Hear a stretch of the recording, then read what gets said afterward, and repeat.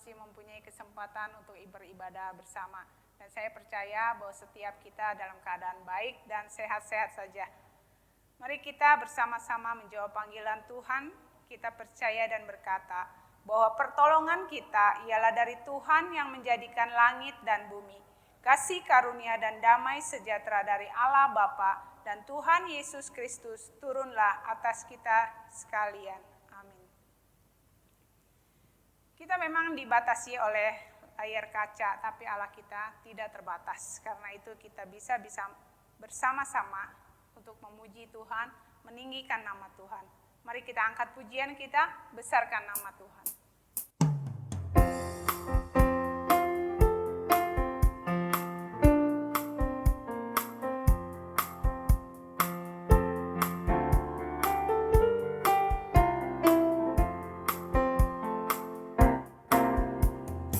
Besarkan nama Tuhan, pujilah Dia.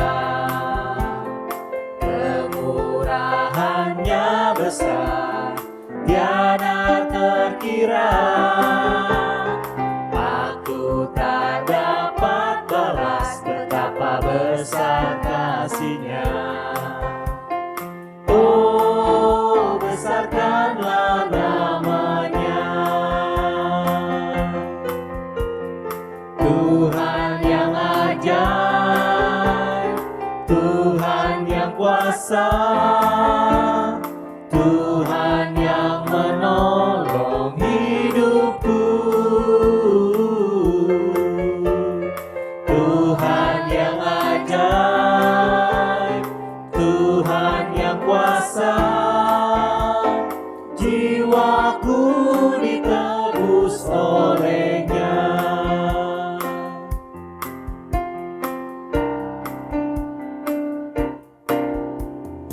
Besarkan nama Tuhan, pujilah Dia. Kemurahannya besar, tiada terkira. Aku tak dapat balas betapa besar kasih-Nya. Oh, besarkanlah nama-Nya. Tuhan yang ajaib, Tuhan yang kuasa, Tuhan yang menolong hidupku.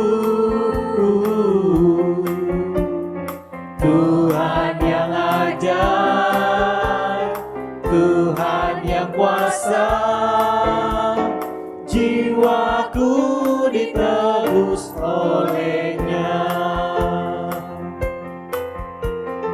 Tuhan yang ajaib, Tuhan yang kuasa, Tuhan yang menolong hidupku.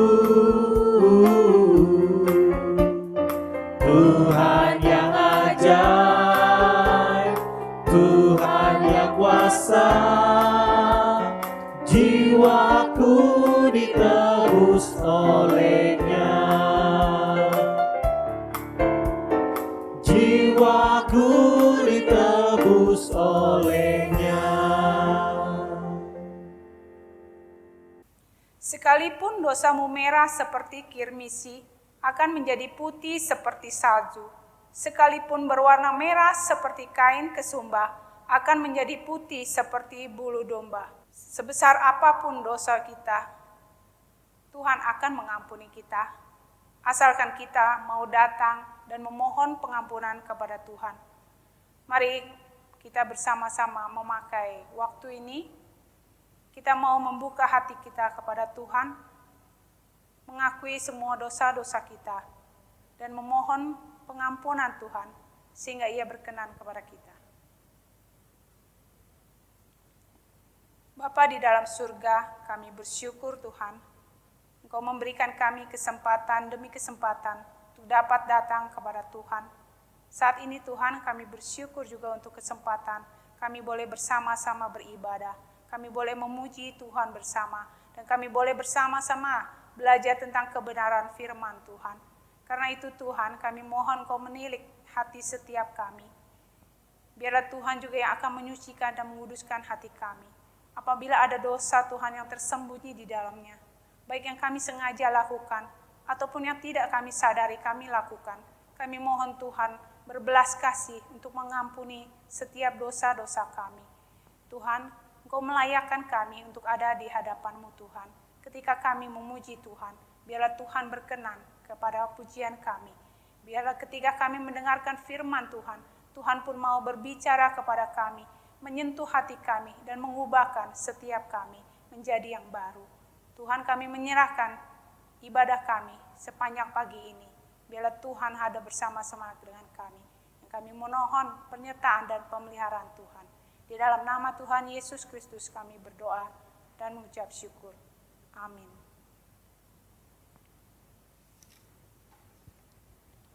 Kita memang mengalami banyak kesulitan karena pandemi COVID-19 ini.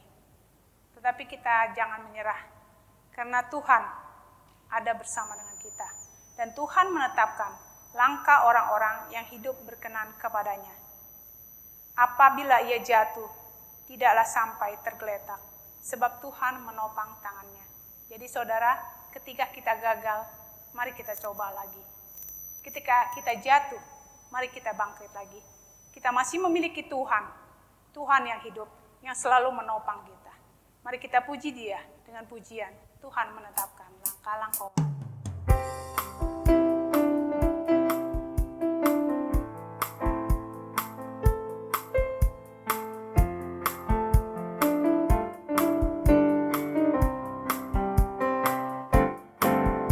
Tuhan menetapkan langkah-langkah orang yang hidupnya berkenan kepadanya. Apabila ia jatuh, tak sampai tergeletak, sebab Tuhan menopang tangannya.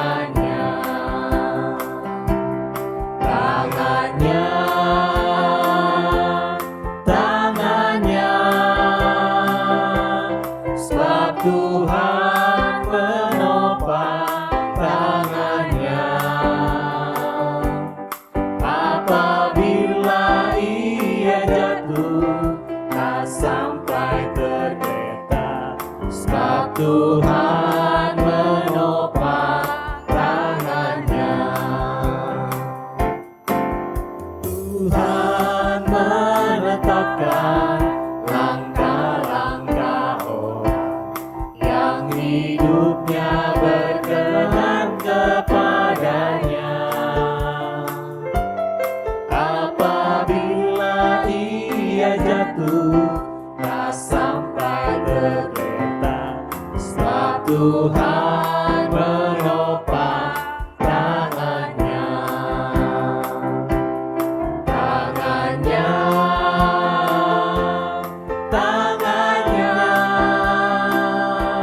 Sebab Tuhan menopang tangannya.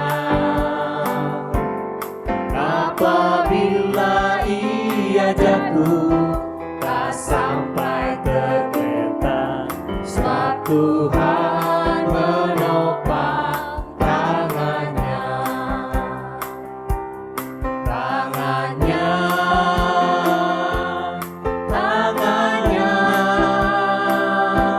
Sebab Tuhan menopang tangannya. Apabila ia jatuh, tak sampai tergeletak, sebab Tuhan menopang tangannya. Sebab Tuhan menopang tangannya. Sebab Tuhan menopang tangannya. Saudara yang saudara kasih dalam Tuhan Yesus, mari kita bersama-sama membacakan bacaan bertanggapan kita yang diambil dari Mazmur pasal 40 ayat 1 sampai ayat yang kelima kita akan bacakan secara bergantian. Mari kita mulai. Untuk pemimpin biduan Mazmur Daud. Aku sangat menanti-nantikan Tuhan, lalu Ia menjenguk kepadaku dan mendengar teriakku minta tolong. Ia mengangkat aku dari lubang kebinasaan, dari lumpur rawa. Ia menempatkan kakiku di atas bukit batu, menetapkan langkahku. Ia memberikan nyanyian baru dalam mulutku untuk memuji Allah kita. Banyak orang akan melihatnya dan menjadi takut, lalu percaya kepada Tuhan. Bersama-sama. Berbahagialah orang yang menaruh percayaannya kepada Tuhan, yang tidak berpaling kepada orang-orang yang angkuh, atau kepada orang-orang yang telah menyimpang kepada kebohongan. Mari jemaat kita sama-sama bangkit berdiri, kita akan membacakan pengakuan iman rasuli. Mari kita mulai. Aku percaya kepada Allah Bapa yang Maha Kuasa, Khalik langit dan bumi, dan kepada Yesus Kristus anak yang tunggal Tuhan kita, yang dikandung daripada Roh Kudus, lahir dari anak darah Maria, yang menderita sengsara di bawah pemerintahan Pontius Pilatus, disalibkan, mati dan dikuburkan, turun ke dalam kerajaan maut. Pada hari yang ketiga, bangkit pula dari antara orang mati, naik ke surga, duduk di sebelah kanan Allah, Bapa yang Maha Kuasa, dan dari sana Ia akan datang, untuk menghakimi orang yang hidup dan yang mati. Aku percaya kepada Roh Kudus, gereja yang kudus dan am, persekutuan orang kudus, pengampunan dosa, kebangkitan daging, dan hidup yang kekal. Inilah penyataan iman kita kepada Tuhan, bahwa hanya Dialah yang akan kita sembah. Allah yang mengenal kita secara pribadi, Allah yang selalu menemani kita ketika kita melalui badai kehidupan kita. Dia tidak meninggalkan kita. Dia selalu bersama-sama dengan kita. Dia mengenal kita secara pribadi, karena Dia menuliskan nama kita di telapak tangannya. Mari kita bersama-sama muji Dia dengan pujian Tuhan di hidupku.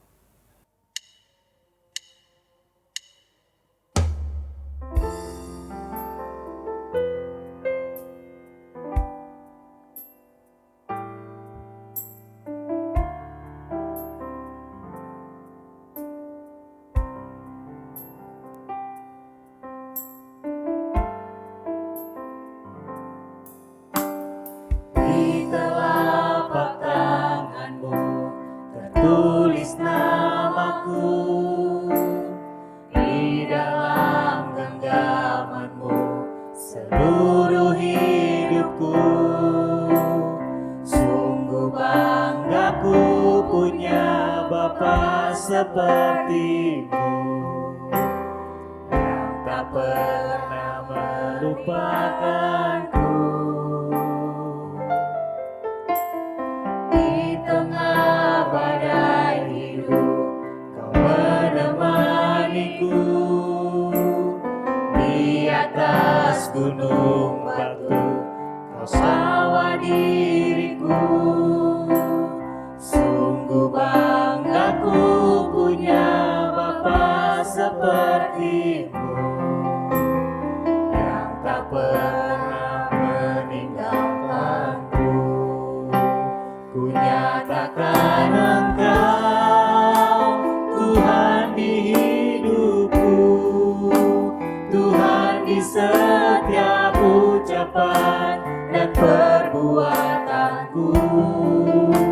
Ku nyatakan Engkau Tuhan di hidupku, Tuhan yang selalu ku sembah di setiap nafasku.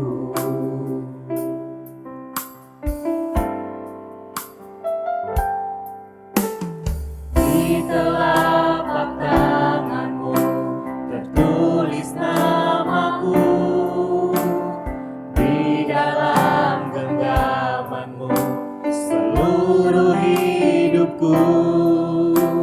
Sungguh bangga ku punya Bapa seperti-Mu, yang tak pernah melupakanku. Di tengah badai hidup Kau menemaniku,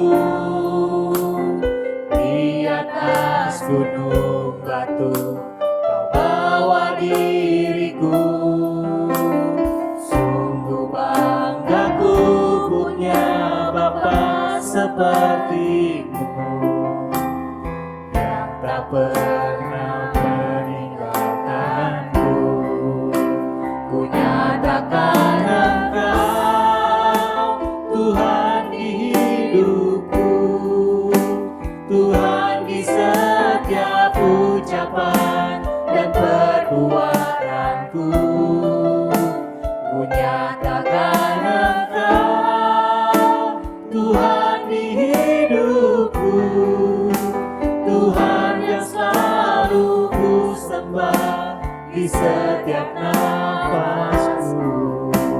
Ku nyatakan Engkau Tuhan di hidupku, Tuhan di setiap ucapan dan perbuatanku. Ku nyatakan Engkau Tuhan di hidupku, Tuhan yang selalu ku sembah di setiap nafasku. Tuhan yang selalu ku sembah di setiap nafasku. Mari jemaat yang dikasihi Tuhan, kita akan bersama-sama berdoa. Saya persilakan yang di rumah juga bersama-sama membuka suara untuk berdoa bersama. Bapa di dalam surga, kami berterima kasih Tuhan, Engkau memberikan kami kesempatan untuk beribadah bersama. Dan saat ini Tuhan, Engkau juga memberikan kami kesempatan untuk berdoa bersama. Kami berdoa Tuhan untuk saat ini keadaan dunia yang mengalami pandemi COVID-19 Tuhan. Begitu banyak hal yang terjadi, dampak negatif Tuhan. Kami menyerahkan untuk para pemimpin negara. Biarlah Tuhan juga yang memberikan hikmat dan pertolongan kepada mereka Tuhan. Untuk mengantisipasi khususnya resesi ekonomi ataupun di dalam sosial, di dalam pendidikan. Biarlah Tuhan juga yang akan memberikan jalan keluar untuk antisipasi segala hal yang buruk yang akan terjadi. Kami juga berdoa Tuhan untuk tim medis, para ahli yang sedang mencari vaksin, menguji vaksin ataupun mencari obat yang baru untuk penyakit ini Tuhan. Biarlah Tuhan juga yang akan menolong, memberikan pertolongan daripada-Mu Tuhan. Kami juga berdoa Tuhan untuk setiap orang yang saat ini mungkin sakit karena terkena virus ini. Tuhan juga yang memberikan pertolongan, memberikan antibodi yang kuat sehingga mereka pun boleh dipulihkan. Dan kami berdoa Tuhan untuk orang-orang yang mengalami kesulitan di dalam kehidupannya karena pandemi ini. Tuhan juga memberikan pertolongan untuk memberikan solusi dalam kehidupan mereka Tuhan. Untuk kehidupan rumah keluarga mereka, Tuhan boleh cukupkan selalu. Bapa yang surga, kami juga berdoa untuk setiap umat Tuhan. Saat ini kami ibadah secara online. Kami tahu Tuhan memberkati setiap kami melalui ibadah ini. Namun kami juga ingat Tuhan, Engkau menginginkan kami tidak menjauhkan diri daripada pertemuan-pertemuan ibadah kami. Di dalam rumah Tuhan, bersama-sama dengan saudara-saudara seiman kami yang lain. Tuhan, kami menyerahkan setiap kami, berikan kami yang rindu untuk kembali di dalam rumah Tuhan beribadah bersama. Untuk kami boleh menjadi berkat bagi orang-orang di sekitar kami. Untuk kami boleh berbagi Tuhan, memberi, tidak hanya menerima. Dan kami boleh saling mendukung dan saling menguatkan sebagai keluarga Allah. Kami juga berdoa Tuhan untuk setiap jemaat kami yang lanjut usia. Biarlah Tuhan juga pimpin di dalam kehidupan mereka. Karena fisik yang melemah, biarlah Tuhan memberikan kekuatan melalui anak-anak, cucu atau keluarga mereka boleh dijaga dan dirawat dengan baik. Kami juga berdoa Tuhan untuk para hamba Tuhan yang melayani baik ada di gereja ataupun di tempat-tempat yang lain. Tuhan, kami tidak tahu keadaan mereka, tapi Engkau tahu dan Engkau mengetahui setiap kesulitan yang mereka alami. Dan kami percaya Tuhan akan menjaga dan memelihara mereka. Kami juga berdoa Tuhan untuk para pemimpin gereja. Jadikan Tuhan mereka setia kepada Tuhan, jadikan mereka teladan bagi jemaat mereka, dan mereka boleh hidup berkenan kepada Tuhan. Terima kasih Bapa, Engkau dengar doa kami. Bapa kami yang di surga, dikuduskanlah nama-Mu, datanglah kerajaan-Mu, jadilah kehendak-Mu di bumi seperti di surga. Berikanlah kami pada hari ini makanan kami yang secukupnya, dan ampunilah kami akan kesalahan kami, seperti kami juga mengampuni orang yang bersalah kepada kami. Dan jangan membawa kami ke dalam pencobaan, tapi lepaskan kami daripada yang jahat. Karena Engkau yang punya kerajaan dan kuasa dan kemuliaan sampai selama-lamanya. Amin. Kita akan bersama-sama mendengar firman Tuhan. Kita sudah menerima berkat secara jasmani dan kita juga akan menerima berkat secara rohani melalui firman Tuhan. Begitu banyak berkat yang Tuhan berikan di dalam kehidupan kita. Apakah yang bisa kita balas untuk Tuhan? Mari kita angkat pujian kita dengan apa akan ku balas.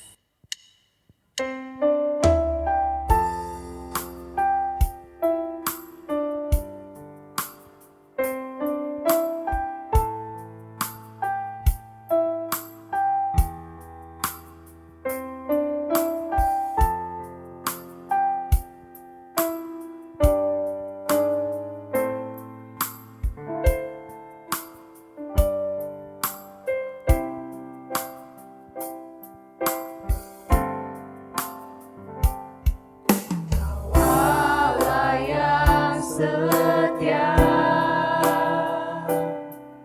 Bapa yang mulia, kasih-Mu besar Tuhan, Kau pulihkan hidupku. Kaulah harapanku,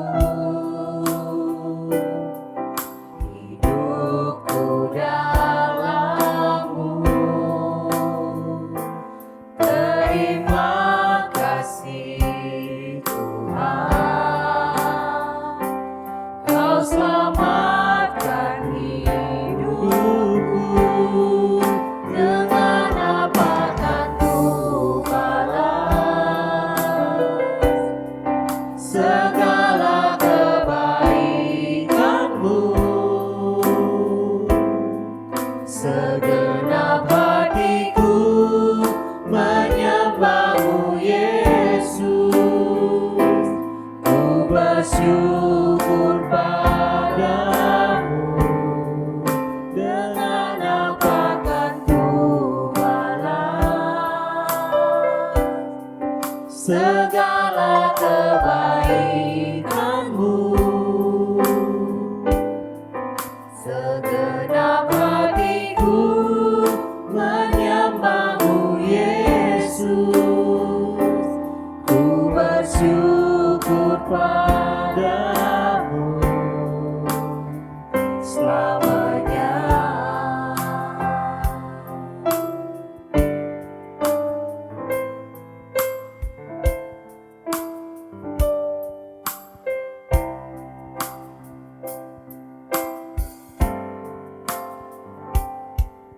Kau Allah yang setia, Bapa yang mulia, kasih-Mu besar Tuhan, Kau pulihkan hidupku. Kaulah harapanku, hidupku dalam-Mu. Terima kasih Tuhan, Kau selamatkan hidupku. Dengan apa akan ku balas segala kebaikan-Mu? Segenap hatiku menyembah-Mu Yesus. Ku bersyukur padamu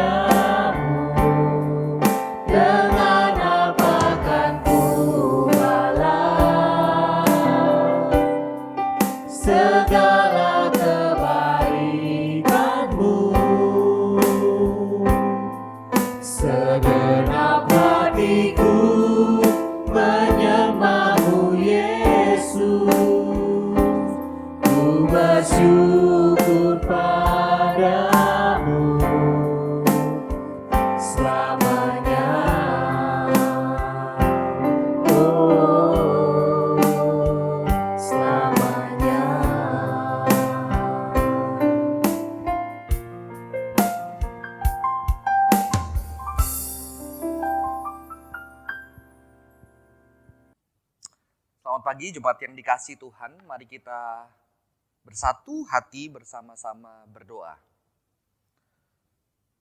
Tuhan, kami masih bersyukur untuk kebaikan Tuhan di dalam kehidupan kami. Jika sampai hari ini kami boleh ada, dan kami di rumah masing-masing boleh tetap beribadah, mendengarkan firman Tuhan. Dan walaupun tentunya kami punya permasalahan yang berbeda-beda setiap orangnya, dengan pergumulan yang berbeda-beda, kiranya Tuhan menolong kami. Dan kiranya hari ini kami kembali boleh dikuatkan, diingatkan, dan ditegur oleh kebenaran firman Tuhan. Sehingga kehidupan kami boleh terus ada di dalam bimbingan Tuhan sendiri. Biarlah kami boleh mendengar firman-Mu. Berkati hamba yang akan menyampaikan Tuhan. Urapi hamba. Dan kiranya firman ini boleh menjadi berkat buat setiap kami. Di dalam nama Tuhan Yesus Kristus, kami bersyukur dan berdoa. Amin.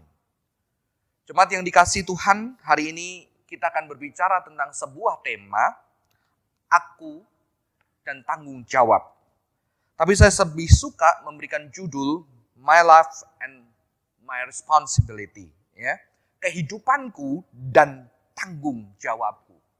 Berbicara tentang kehidupan kita, saudara-saudara, pertanyaannya kita sebagai manusia, apa itu manusia, saudara-saudara? Ya. Apa itu manusia? Dan ini menjadi sebuah pergumulan filsafat manusia di dalam sepanjang sejarah zaman untuk menanyakan, siapa aku? Aku adalah manusia. Apa itu manusia, saudara-saudara? Biasanya kita akan mendengar jawaban bahwa manusia adalah makhluk jasmani dan rohani. Ya. Ada sisi jasmani kita, sisi tubuh kita, yang membutuhkan makanan, yang membutuhkan asupan air, yang membutuhkan udara untuk bisa hidup. Tetapi juga ada sisi rohani kita yang membutuhkan, kalau kita orang Kristen percaya firman Tuhan, yang membutuhkan spiritualitas untuk kita bisa hidup.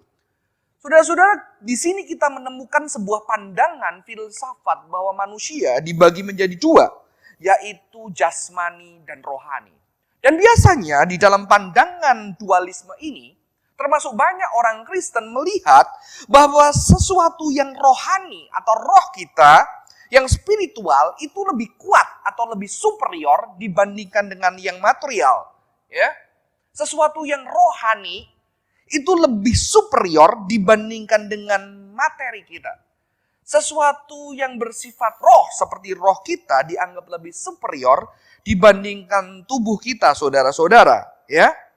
Dan pandangan dualisme ini membuat kita melihat bahwa kita sebagai manusia sejatinya adalah roh. Roh yang memiliki tubuh. Dan ini sangat mempengaruhi banyak orang di sepanjang sejarah. Akhirnya kita berpikir kita punya tubuh, saudara-saudara. Kita adalah manusia yang memiliki tubuh. Maka dengan begitu yang terjadi adalah kita menggunakan tubuh. Karena kita mempunyai tubuh, maka tubuh ini kita bisa gunakan. Ya. Akhirnya tubuh di sini menjadi alat, saudara-saudara. Kita bisa memanfaatkannya, menggunakannya, ya, menjaganya atau mengendalikannya juga. Demi apa? Demi kita bisa pakai tubuh kita untuk mencapai sesuatu. Dan ini ada sesuatu yang sebetulnya kurang baik, saudara-saudara. Mengapa? Karena akhirnya tubuh ini menjadi sebuah alat, ya, menjadi sebuah alat bagi kita untuk mencapai sesuatu. Jika kita tidak berhati-hati dengan pandangan kita memiliki tubuh, maka tubuh ini menjadi alat untuk mencapai sesuatu, saudara-saudara. Ya. Sehingga banyak ketika orang hidup, dia kadang-kadang mungkin bisa menjaga tubuhnya. Tapi sebetulnya menjaga tubuhnya apa, saudara-saudara? Supaya tubuhnya ini tidak sakit. Mengapa? Karena ketika dia sakit, maka itu ada menjadi sebuah masalah yang besar. Apa? Karena dia tidak bisa bekerja. Keluarganya tidak bisa makan. Dia tidak bisa menikmati makanan-makanan enak. Dia tidak bisa berjalan-jalan. Ketika kita melihat tubuh manusia mempunyai tubuh. Dan juga saudara-saudara biasanya manusia akan memodifikasi. Ya. Dia akan berusaha mengembangkan tubuhnya. Ya, untuk memiliki kekuatan tertentu. Ya. memiliki kecerdasan-kecerdasan tertentu supaya kembali tubuh ini bisa dipakai untuk mencapai sesuatu. Inilah bahaya pandangan dari dualisme ini. Akhirnya kita menggunakan tubuh kita untuk mencapai sesuatu. Dan di sini tubuh kita menjadi alat untuk kita boleh mencapai sesuatu. Bahkan ketika kita menjaganya supaya kita bisa mencapai sesuatu, saudara-saudara. Dan kalau kita tidak berhati-hati, kita bisa kehilangan diri kita.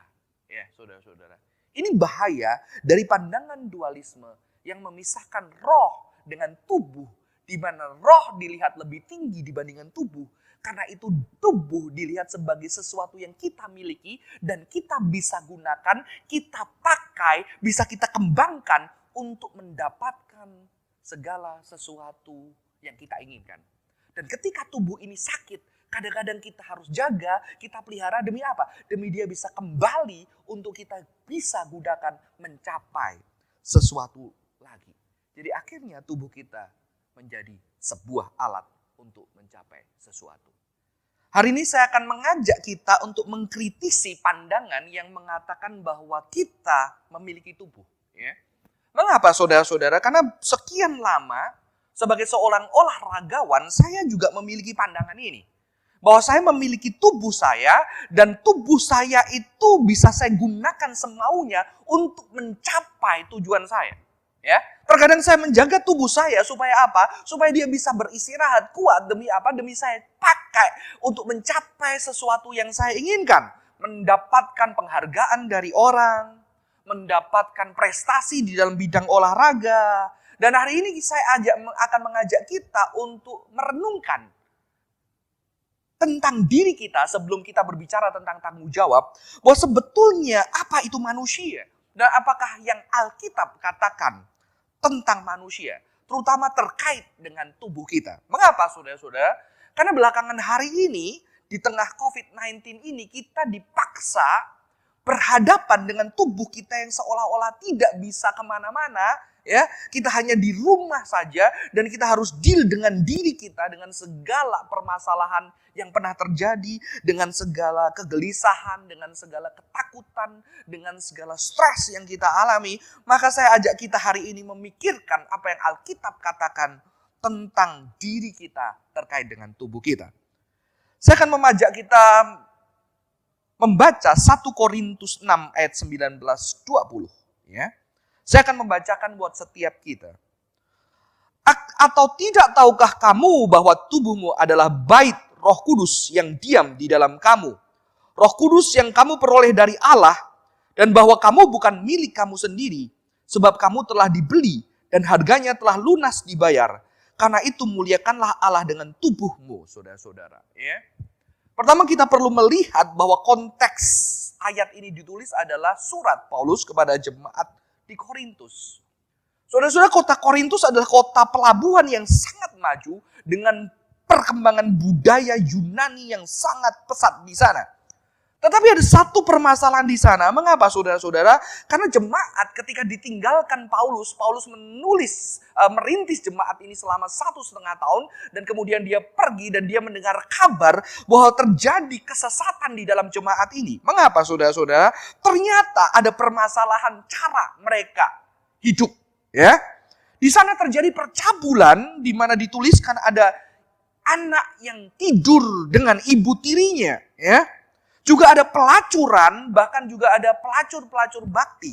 Ini adalah ciri budaya Yunani. Karena pada waktu itu, saudara-saudara, sesuatu peribadatan penyembahan terhadap Dewi Aphrodite itu ada pelacur-pelacur bakti. Sehingga mereka bisa menyembah berhala, sembari juga mereka melacurkan dirinya dengan para imam-imam wanita, penjaga kuil-kuil penyembahan berhala itu.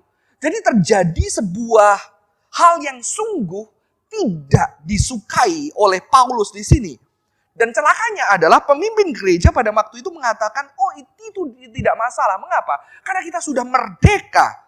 Dan Yesus Kristus sudah membebaskan kita. Sudah memerdekakan kita. Maka kita tidak diatur dengan semua itu. ini menjadi sesuatu yang menjadi masalah, maka itu ayat tadi dikatakan bahwa tubuhmu bukan milikmu sendiri, ya. Tubuhmu adalah bait Roh Kudus yang ditebus, karena itu muliakanlah Allah dengan tubuhnya. Di sini kita melihat ada satu konsep yang penting di dalam kekristenan tentang tubuh, saudara-saudara. Ya. Jadi ternyata Alkitab memberikan penekanan akan tubuh. Ya. Karena ternyata tubuh itu adalah diri kita. Ya. Karena tubuh dikatakan sebagai bait Roh Kudus. Tubuh dikatakan sebagai kemuliaan Allah. Dan tubuh, untuk tubuh kita, Kristus itu mati. Saudara-saudara. Saudara, pandangan filsafat dualisme tadi sudah dikritik, ya, oleh seorang filosof yang bernama Ponti, saudara-saudara. Dan Ponti mengatakan bahwa tubuh adalah jangkar kita dalam sebuah dunia. Tubuh adalah jangkar kita dalam sebuah dunia. Saudara-saudara, Ponti mengkritik pandangan filsafat dualisme yang memisahkan antara roh dan tubuh dan melihat manusia sebagai manusia yang memiliki tubuh. Kalau Ponti melihat manusia adalah tubuh dan tubuh adalah manusia, saudara-saudara. Ya, jadi kita tidak hanya memiliki tubuh. Ini dari filsafat. Bagaimana dengan pandangan Alkitab, saudara-saudara? Ya. Ada seorang teolog yang mengatakan bahwa kekristenan adalah agama inkarnasi. Keyakinan inti orang Kristen adalah bahwa Allah memasuki dunia tubuh dan indera manusia di dalam pribadi Yesus dari Nazaret. Ternyata teolog ini juga mengatakan bahwa kekristenan itu adalah agama inkarnasi. Karena kekristenan agama inkarnasi, maka kekristenan melihat tubuh sebagai sesuatu yang penting. Bahkan firman Tuhan ketika datang ke dunia ini, dia menjelma menjadi manusia yang bertubuh, saudara-saudara, yang menubuh di dalam pribadi Yesus Kristus. Jadi mungkin kita harus mengkritisi pandangan kita tadi yang mengatakan manusia memiliki tubuh. Mungkin kita perlu berkata bahwa manusia adalah tubuh. Mengapa, saudara-saudara, beberapa bapak-bapak gereja awal mengatakan ketika manusia mati, ketika terpisah roh dan tubuhnya, itu bukan manusia. Mengapa? Yang membuat manusia adalah ketika ada roh dan tubuhnya menyatu. Itulah manusia, saudara-saudara. Jadi dia melihat manusia sebagai sebuah kesatuan. Ya, bukan perpisahan seperti yang dipercayai banyak orang di dunia ini, yaitu manusia punya roh dan kita ini memiliki tubuh kita, dan tubuh ini dianggap sebagai sesuatu yang kurang sempurna, sesuatu yang terbatas, sesuatu yang hanya kita miliki sehingga kita bisa manfaatkan seenak diri kita, saudara-saudara. Jadi kekristenan sangat melihat pentingnya tubuh, saudara-saudara, ya. Pentingnya tubuh. Maka ketika kita melihat siapakah manusia, ya, manusia tidak pernah bisa terlepas dari tubuhnya. Karena begitu manusia mati dan tubuhnya mati, maka dia bukan menjadi manusia lagi, saudara-saudara. Dan begitu kita percaya bahwa diri kita juga adalah tubuh kita, maka berbicara tentang tanggung jawab, saudara-saudara, maka kita harus mulai bertanggung jawab terhadap tubuh kita. Ya, jadi ketika kita tema hari ini berbicara aku dan tanggung jawabku, ketika pertama kita sadar bahwa aku ini ternyata adalah manusia yang menubuh, ya, tidak hanya memiliki tubuh, tapi aku mengada, aku hidup sehari-hari itu tidak pernah bisa terlepas dari tubuhku. Aku menubuh, maka itu tanggung jawab saudara-saudara sebagai manusia yang menubuh adalah dia harus bertanggung jawab dengan tubuhnya, ya. Dan nanti saya akan menjelaskan bagaimana ternyata ketika kita bertanggung jawab dengan tubuh kita, itu juga sebuah pertanggungjawaban kepada Tuhan dan sesama kita. Ya. Jadi ketika kita bertanggung jawab terhadap tubuh kita sebagai manusia, karena sebagai manusia kita tidak bisa terlepas dari tubuh kita. Kita mengada, kita berada dengan tubuh kita menjadi bagian dari eksistensi kita. Maka ketika kita bertanggung jawab dengannya, kita juga sedang bertanggung jawab kepada Tuhan. Dan kita juga sedang bertanggung jawab terhadap sesama, saudara-saudara. Ya, maka saya akan menjelaskan 3 poin di sini tentang tubuh. Mengapa tubuh itu penting, saudara-saudara? Karena yang pertama, mengapa kita harus bertanggung jawab dengan tubuh kita, saudara-saudara? Karena yang pertama dikatakan tadi dari ayat yang kita baca, Yesus mati untuk tubuh kita. Ya. Karena dikatakan tubuhmu sudah ditebus. Saudara, mengapa Alkitab tidak menyatakan hidupmu? Tapi Alkitab mengatakan tubuhmu. Ya. Saya percaya ketika Alkitab melihat tubuh, dia melihat itulah kehidupan kita. Dan untuk tubuh itulah Kristus mati. Kristus berinkarnasi menjadi manusia yang juga mengada dengan tubuhnya. Dan akhirnya tubuhnya harus dihancurkan. Tubuhnya harus mati di atas kayu salib. Untuk apa? Untuk menebus tubuh kita sebagai manusia yang berdosa. Sehingga Alkitab dengan jelas mengatakan, oleh bilur-bilur Kristus, luka-luka kita disembuhkan. Maka dari itu, tubuh kita bukan milik kita lagi. Kenapa? Karena Yesus sudah membeli dengan lunas, dengan harga yang sangat mahal, yaitu darahnya yang tercurah di atas Golgota, saudara-saudara. Maka itu kita harus bertanggung jawab dengan tubuh kita. Karena tubuh kita sudah ditebus dengan tubuh Kristus yang sangat mahal. Itu yang pertama-tama, saudara-saudara. Ya. Yang kedua, Alkitab juga mengatakan bahwa tubuh kita adalah kepunyaan Allah, bait Roh Kudus, bukan milik kita sendiri, saudara-saudara. Ini sesuatu yang penting, ya. Jadi ketika kita mengada sekarang ini dengan menubuh, Tuhan mengatakan tubuhmu itu bukan milikmu, itu milikku.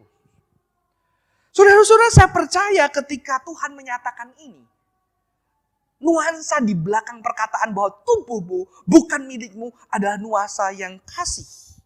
Ya. Sehingga apa? Sehingga kita tidak bisa memperlakukan tubuh kita seenak jidat kita sendiri, saudara-saudara. Ya. Saudara, kalau pernah stres berat atau depresi atau kehilangan arah di dalam hidup, ya. Di dalam pengalaman saya mengalami hal itu, saudara-saudara. Dan kadang-kadang, ya, di dalam hal-hal yang berat itu, ada terlintas, buat apa aku hidup? Apa gunanya aku hidup? Mungkin keberadaanku di dunia ini tidak penting, saudara-saudara.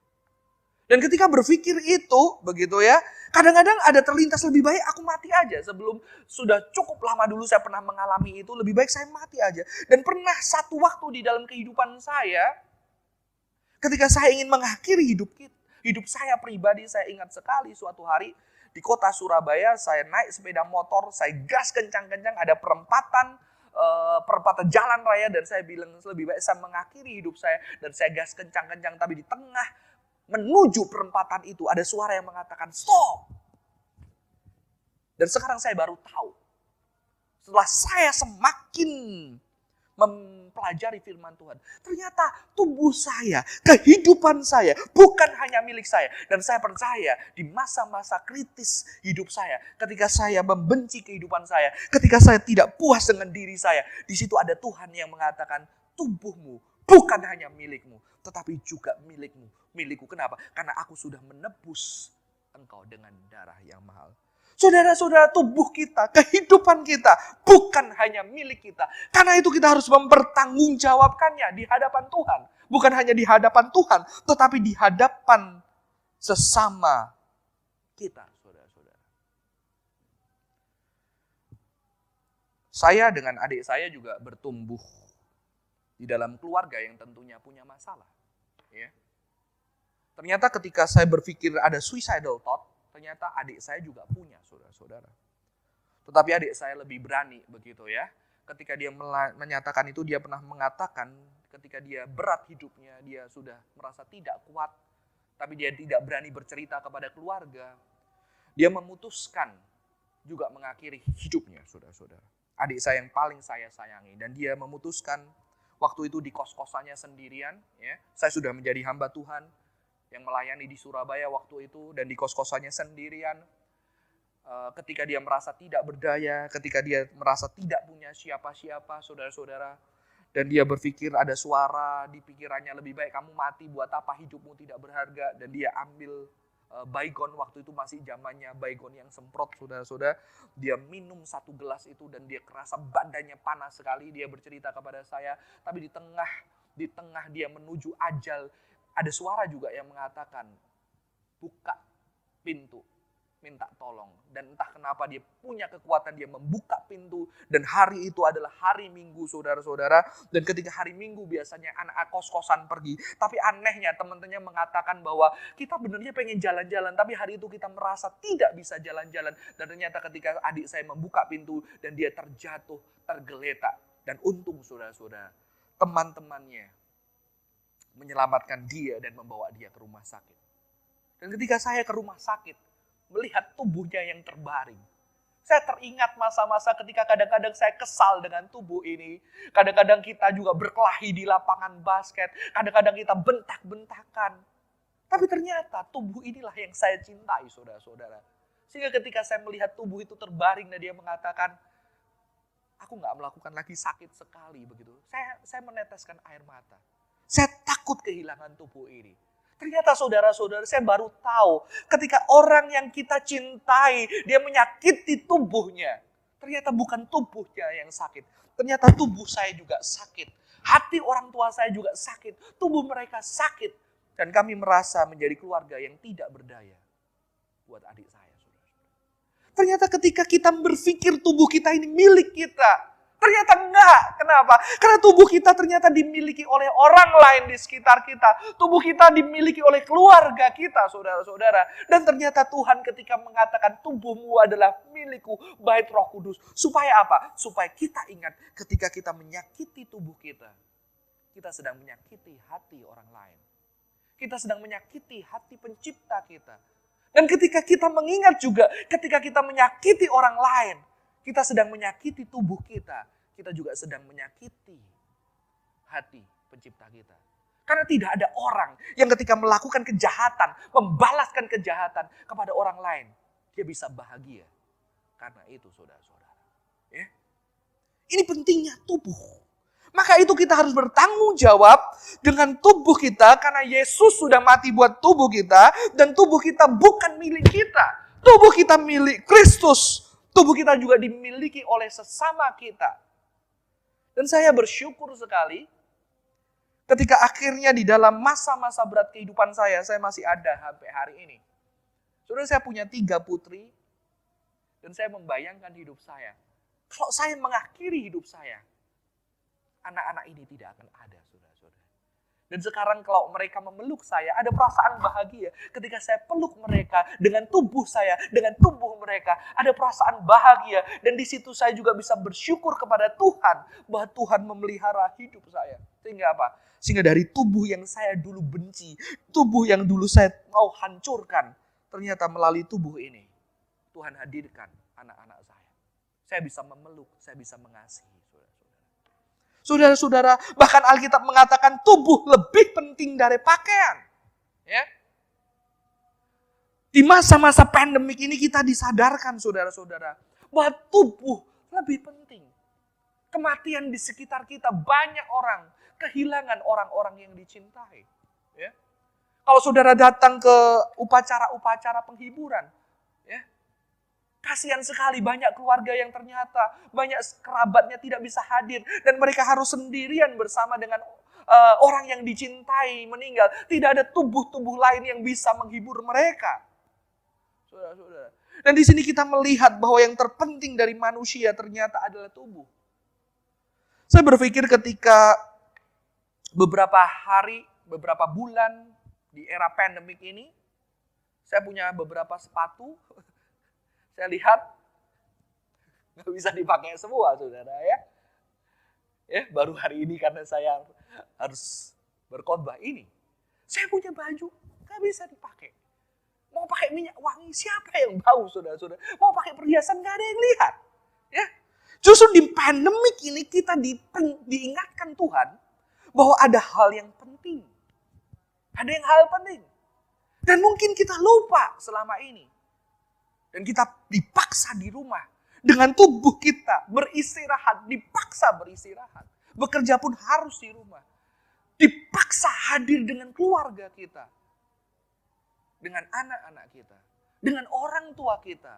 Ya, dipaksa kita melihat hati kita, pergumulan kita secara nyata. Saudara-saudara. Ya. Dan justru di sini kita diajar untuk bertanggung jawab dengan tubuh kita. Bagaimana kita? Tubuh yang bukan milik kita ini untuk kita cintai ketika di rumah. Bagaimana kita pelihara, kita jaga supaya orang di sekitar kita juga menjadi berkat. Ya. Kita juga harus menjaga setiap harinya. Kita pakai masker kalau keluar. Kita hati-hati bersentuhan. Bukan hanya kita takut mati. Memang kita bisa takut mati. Supaya apa? Ketika aku meninggal, saudara-saudara, maka banyak orang-orang yang akan tersedih di keluargaku. Apalagi kalau kita kepala keluarga. Tapi ternyata di balik kita menjaga tubuh kita juga jaga supaya apa? Kalau kita punya orang tua di rumah, supaya melalui kita menjaga tubuh kita, jangan sampai orang tua kita sakit dan dia meninggal, saudara-saudara. Ya. Ini adalah salah satu bentuk kasih. Ketika kita melihat ajaran Alkitab tentang tubuh, saudara-saudara. Ya. Maka itu dikatakan, tubuhmu adalah bait Roh Kudus. Bukan kepunyaanmu sendiri.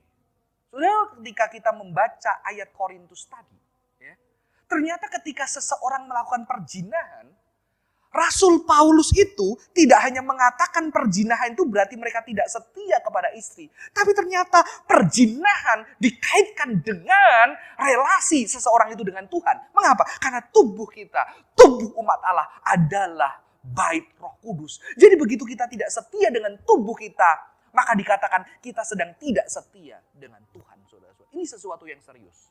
Ya.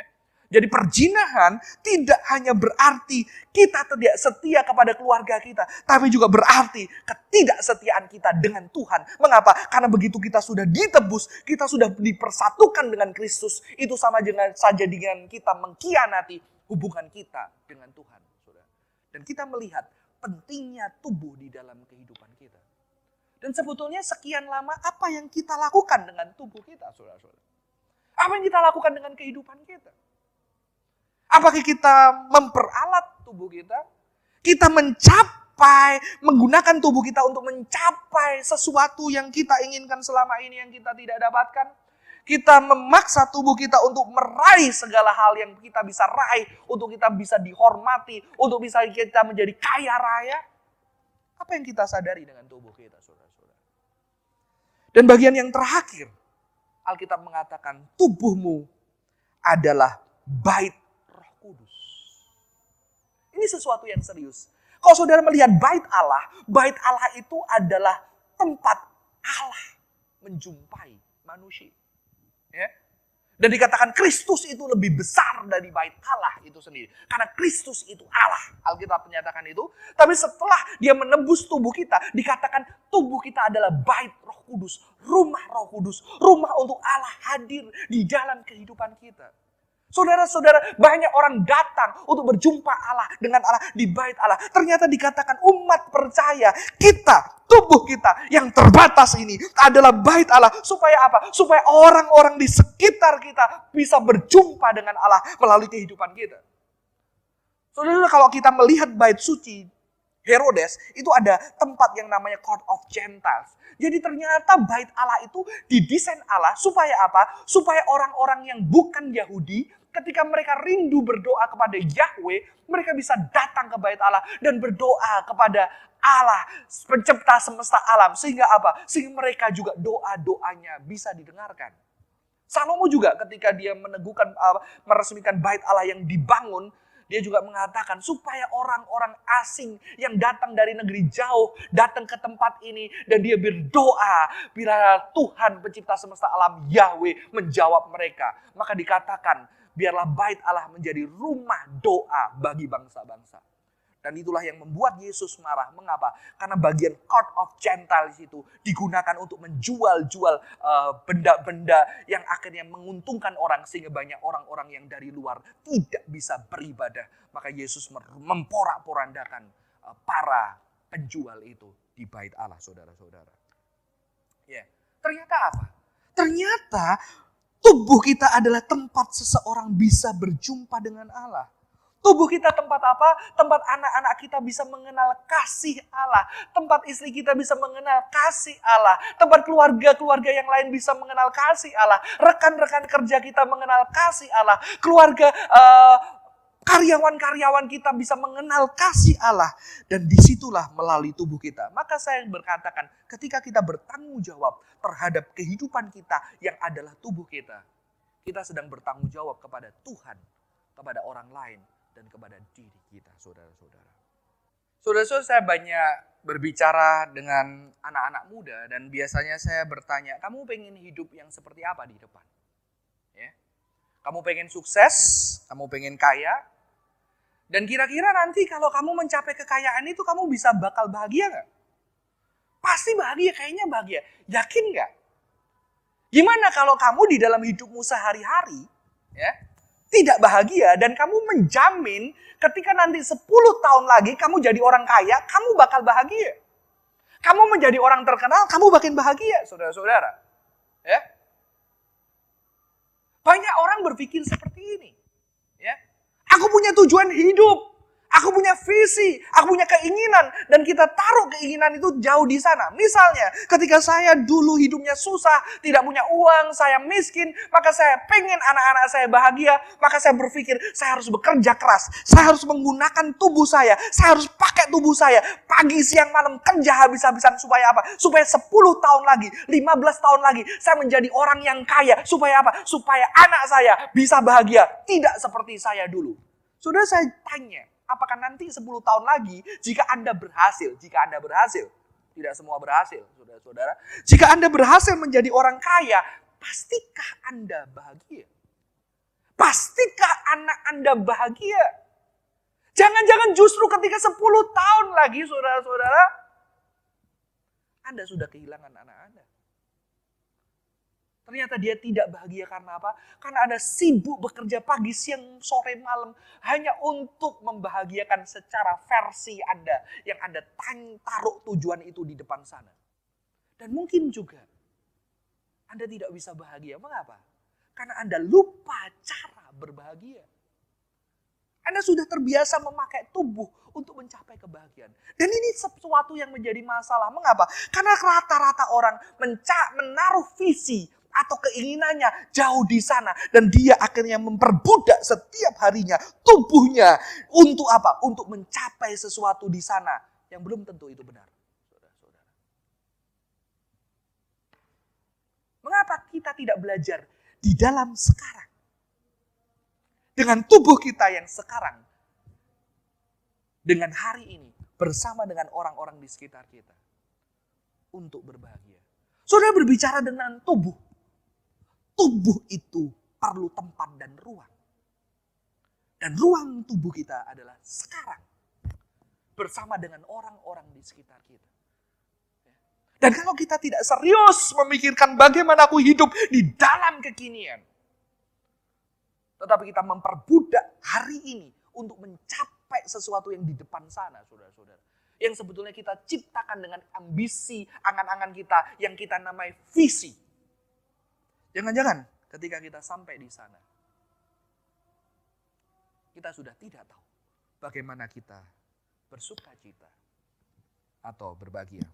Maka biasanya ketika saya mengajarkan konsep ini kepada anak-anak, saya selalu mengambil kisah Mother Teresa, saudara-saudara. Ya. Saya biasanya tanya sama mereka, ketika masih muda di usia sekitar 17-18an, Mother Teresa itu menyerahkan diri untuk melayani. Kira-kira apakah Mother Teresa itu nanti suatu hari, beberapa puluh tahun lagi, aku akan menjadi seorang Mother Teresa yang dikenal seluruh dunia, yang bahkan banyak orang dari segala penjuru bisa melihat sesuatu yang besar yang aku lakukan? Tentu tidak, kan? Ya, tentu tidak, saudara-saudara.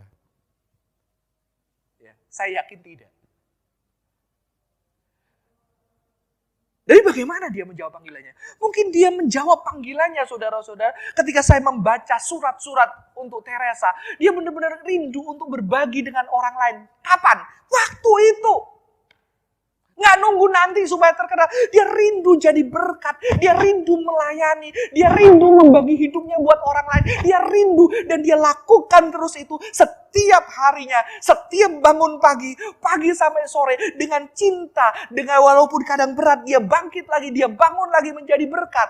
Saya percaya ketika seluruh dunia mengenal Mother Teresa. Mungkin dia juga kaget. Loh, sekarang orang mengenal aku. Dan saya juga percaya.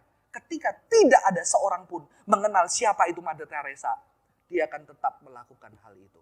Amin. Dia tetap melakukan hal itu. Saya suka kutipan Teresa yang mengatakan itu, yesterday is gone. Tomorrow has not yet come.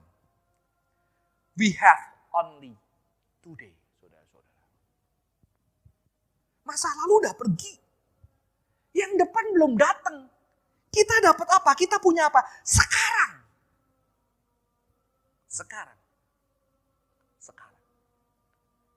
Apalagi ketika kita berbicara tentang kekekalan. Di kekekalan itu nggak ada masa depan, nggak ada masa lalu. Konsep waktunya berbeda dengan kita.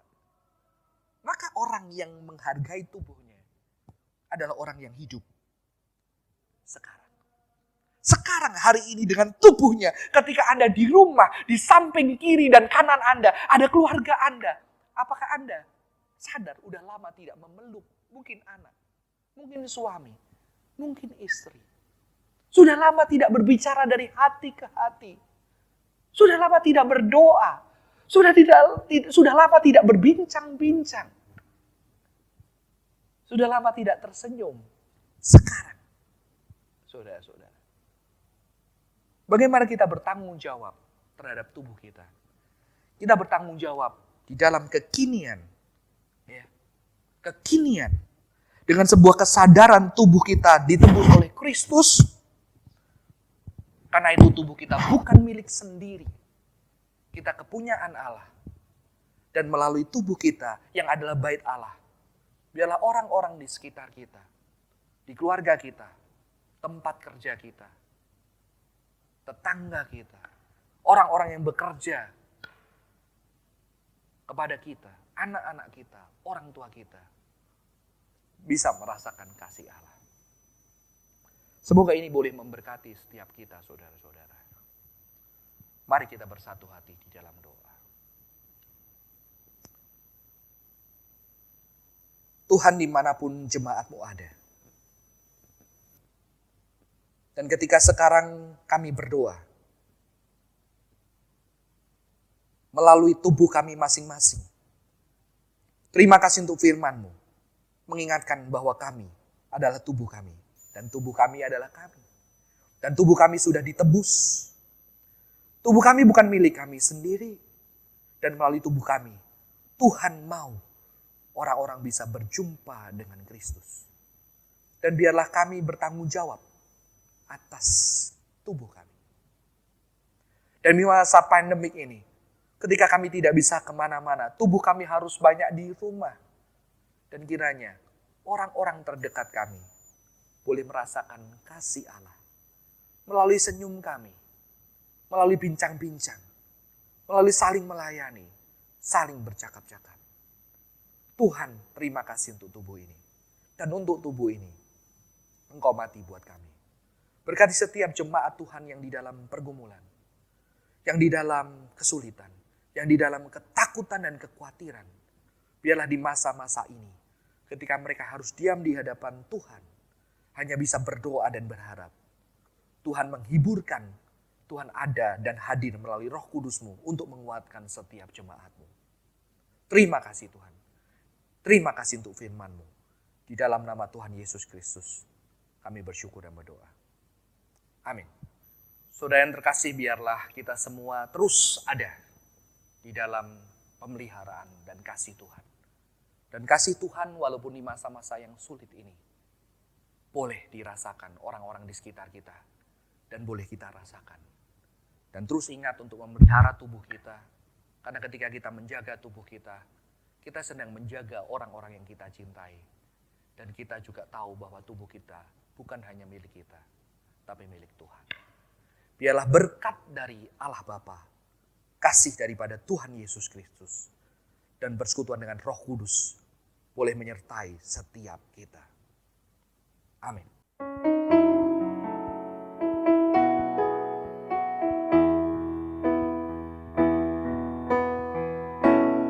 Terima kasih Yesusku, terima kasih Yesusku.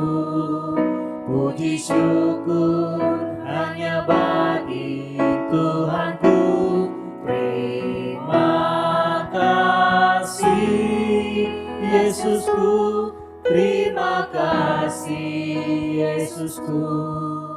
Puji syukur hanya bagi Tuhanku.